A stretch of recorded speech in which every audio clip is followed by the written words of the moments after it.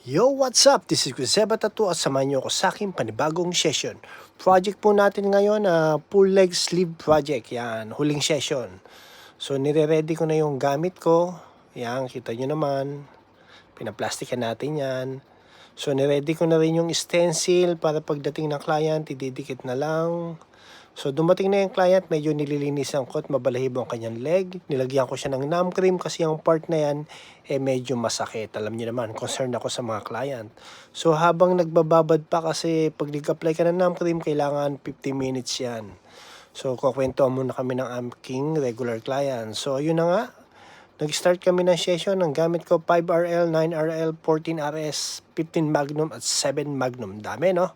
Madaming needle para mas mabilis. Yan. So, ayun na po ang ating session. Siguro nakaka-isa't kalahating oras na kami dyan. Yan. So, ayan po yung final project natin. Yan. Alright. Kita nyo naman. Yun. So, sa mga gusto pong magpa-session message lang kayo sa IG, TikTok at Facebook. At yan po ang full leg sleeve project by Kuseba Tattoo. So maraming salamat po sa pagsama. God bless you all. Thank you.